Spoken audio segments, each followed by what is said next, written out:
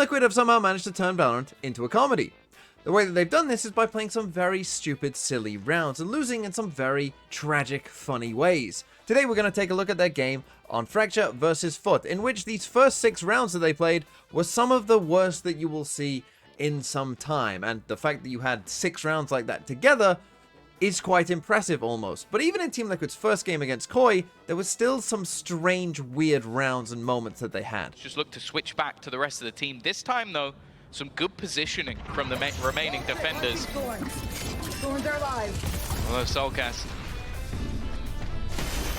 is the only one really trying to delay. The rest are just trying to clear that south side to see if there's anyone else there.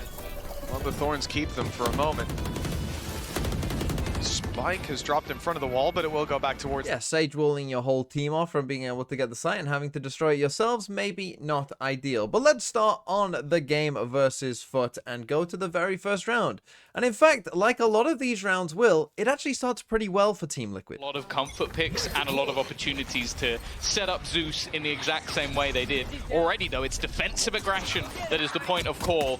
And they are trying to pinch them from both sides, and Kamek has done incredible. Yeah, a great start for Team Liquid, right? They go for this little north side crunch, so they're going to push out here, they're going to push out there. Now, the thing is about Team Liquid's comp is that they actually don't have a duelist, right? So the timing on this is perhaps a little strange from Foot's perspective, because normally when you see these, aggressive plays, there's normally a duelist like diving out of you, kind of the head of this, which there isn't in this case because they don't have a duelist. So maybe the timing is a little strange for Foot. Maybe they're not used to this, but the second side comes eventually, and, we see Kamek and Nets clean up there, and they're in a great spot right now. We've got, a 4v2. It's a 4v2, and the Spike is in a terrible position here for Foot. But as you know from the title and way this video is going, Team Liquid are going to lose this round, and they do it in a bit of a mind-boggling way. Add a captain and Yedajay. Now I will say, if I wanted anybody in pistol clutches, these are the ones. Yeah, it doesn't even matter what weapons your opponents have. I think Add a Captain might even have a better win rate if they had rifles. Nice shots from Yedajay. Both players now spotted though for Team Liquid, and with this north side push, they will group up those 3 players and just hold the Spike with a death grip. Kiko, I think he did just about fly under the radar. There is a ping on the boxes, so they're somewhat suspicious. The peek out from Add a Captain. Hello. Perfect. And now down to a 2v3, a more bite-sized portion for this squad. And with these 2 players, ghosts in hand, looking for the swing, this firing squad is about to be put to the test. Camo, low already. And a star to start, close left corner, cleared out. Still a couple stars ready to play with. It looks like they'll be popped in for the concealment, the bit of smoke.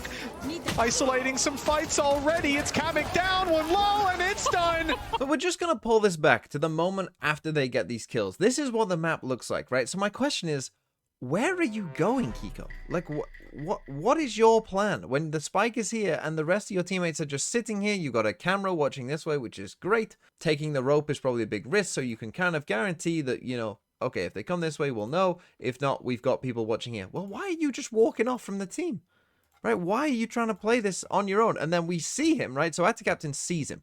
Okay, so you see him. Now, Yetche is on this angle, so, he would potentially, after that fight, know that Kiko now can't escape. Right, now you put yourself in a position where you can't escape, and then they slow this, right? So now, if you're these 2 Foot players, you kind of know he has to be, somewhere down here, right? Because they've just slowed this off, so, they're basically saying he's not coming back, right? At this point, he's staying. And even though he has a smoke potentially to, get himself out of a situation as well, he doesn't, right? He puts himself in this spot, and Foot actually ping. I don't know if they saw him there, but you see that they ping in the boxes. They seem to know he's here.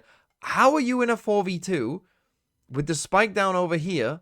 How are you just walking off on your own? Right, then they obviously just lose the fights. And look, you can lose a 3v2 on a pistol. You can lose fights. Like, obviously it's not ideal. You would probably prefer, hey, in a 3v2, can we not win these fights? You would hope so, but they don't. That was the start. Not a great one, as you can see, but now let's even go to the second round, where Team Liquid, again, get off to a good start. I don't think the Liquid fans will right now, because that's got to be infuriating. That was a 2v4 when you had the Spike, and you still managed to not even get a kill past that point. Aggressive again, consistently trying to push and press. They have a lot of utility to do that, and a lot of utility to delay. In this sort of round, though, not so much, although it is going fairly well. Yeah, Nats, great position, waiting, hearing those rotates from north side back to the Spike. He heard one player straggling a little bit. Cut him off. So again, a great start for Team Liquid. They come out here, you know, I mean, it's a pretty simple plan, right? We're just gonna 4-stack push out here, right? It's not too crazy, but even though they lose the first kill, it goes pretty well for them, as you see, right? They managed to get a kill with a classic. Nats is gonna find a free one here on After Captain, you know, running away, and we end up in a 3v1. And then even when they end up in a 3v1, they kind of don't make the mistake that they made before, right? And they decide, okay, let's play as a 3v1. You know, we do leave the spike this time, right? We leave the spike and we're gonna run away and play as a 3v1, which is absolutely, you know, the right thing to do. There's nothing wrong with that whatsoever. Now, if we play this a bit further forward, you'll see that what's going to happen eventually is Yetijay is going to make his way over. He's going to see them on the cam just there, so he knows where they are, and he's going to make his way over towards the A site. Now, when he gets here on the A site, obviously he's going to plant. He's in a 3v1. He puts down a cage, right? And I will say, so, I mean, Liquid are on the other side of the map at this point. The spike just gets planted. They know they're on the wrong site. But again, they've grouped up as a 3. They know the spike just got planted. Now, they do have a decision here, right, in terms of there is guns down here. And they are going to, you know, decide to forego these guns. You're going to see that Liquid do start pinging them out, you know, here, like, oh, do you want to go get the guns? They decide not to. Maybe they feel like they didn't have enough time. Maybe they felt like if they did go and get these guns, right, then they'd have to be full sprinting the whole way, and that would, you know, kind of give it away and maybe still give, you know, Yetijay a good chance to play around them and all of that. So I'm not necessarily saying that that's a mistake in and of itself, but, you know, obviously they are going into this only with, you know, a classic, a sheriff, and a ghost. Not ideal. I will say from this point, this is really well played by Yetijay, because that cage that he puts on the spike, you know, this cage here, obviously it's going to make you think, oh, he's put a cage up here, you know, he's probably either somewhere on the site or he's playing around that cage somehow. Maybe he's in the cage, right? You're going to naturally assume that's what he's doing, and instead he's put himself in a very different position and picks up some free kills. Isolated duel, that isn't going to be happening. Every member of Liquid moving in tandem, trying to take this one together, even faking things out with his own cage. He's baited them into isolated fights, and this man will do it again! So, okay, not ideal again to lose a 3v1. That one a bit more excusable, right? We didn't have the guns, you know, it was well played by Yetijay. You know, in the end of the day, it's a good eco, right? You can look at it as a positive. But now let's come to the bonus round, which they're also going to lose.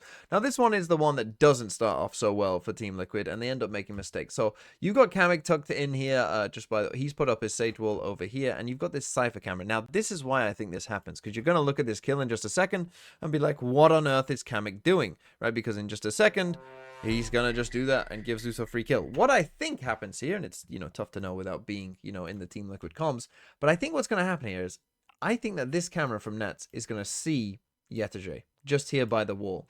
And then so Kamek from this position thinks, okay, we're going to, I guess, aggress on this guy, you know, who's by the wall. I think that's what happens, because you'll see in just a second, we're going to get a ping here from Nets, right? He's just going to ping just there.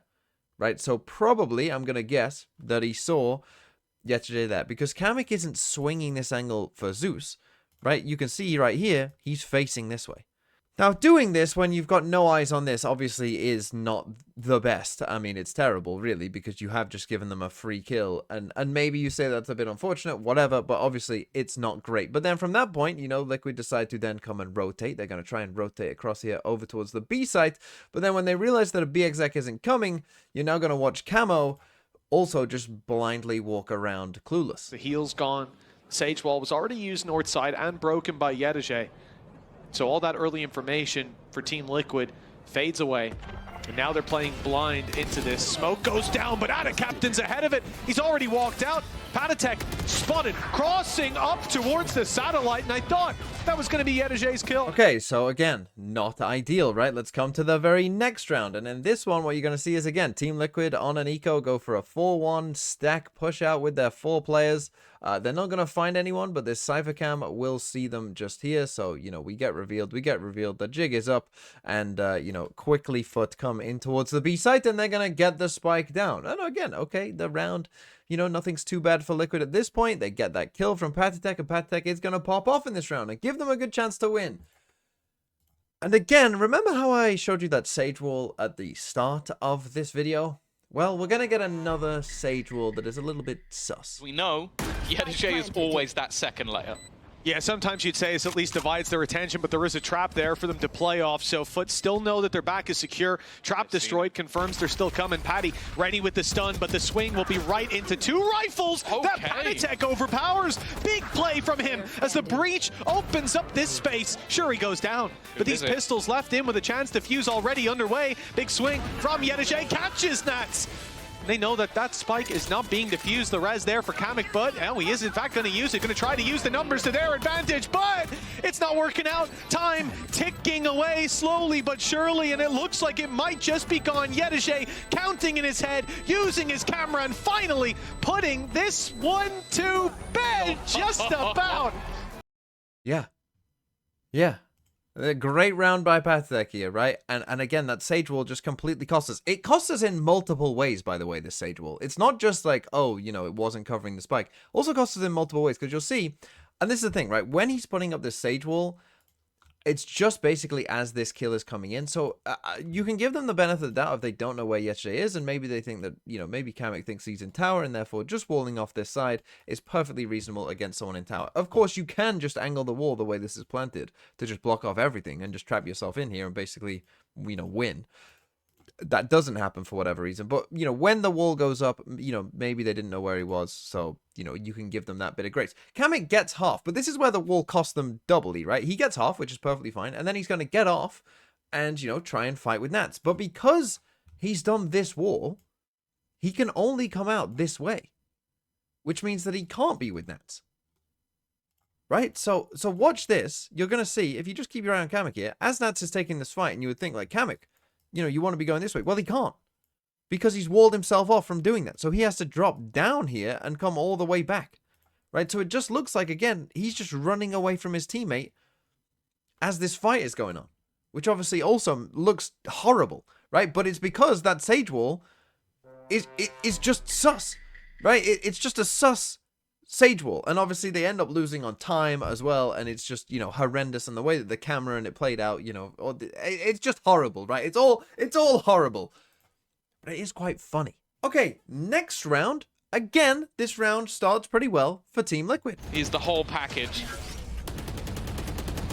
Oh, for Liquid again, it's a round where they do so much with so little. Kamek in a great position, but it does seem like maybe a bit of an obvious one? No, I guess not.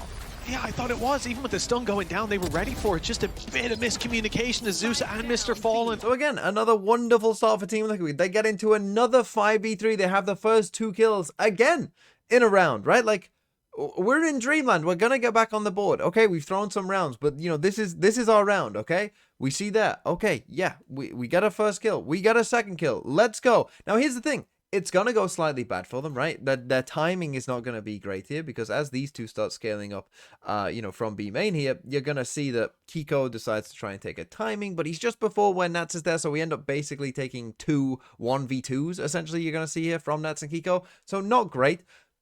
Not great at all. But we're still in a 3v3. We can still win this round, right? Well, at this point, Pathetic decided to take his revenge for what happened last round. It's defense, that's 2. He's just walked into the side, open sesame, trying to get back into a safe corner is Kamek. He's found a spot, but the Rolling Thunder catches. Things going from bad to worse. As Camo's left alone, 1v3. To try to pick them all up, Spike's being retrieved, he goes back. Yes, for those of you wondering, this is a Team Liquid breach ult that catches Kamek. I mean, it's a bit unlucky. It doesn't fully look like it's going to catch him, but obviously it could not have caught him at a worse time. So yes, we did end up breaching ult our own teammate and then just swinging out on our own again and also dying. Not ideal again.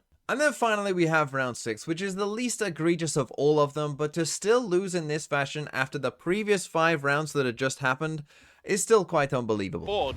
And Foot have been taking casualties every single time. Pace change, wall used, it's going to waste the ult almost completely, just gathering a little bit of extra space. And with Nat still on point, always feel like there's a chance. Well, Team Liquid, something to prove. I think last round it was Patatek's Rolling Thunder that sold Kamek down the river. Left them with a disadvantage they never recovered from. Now, Foot have their own rolling thunder primed and ready, deployed as the drop came in, but the kills don't necessarily follow.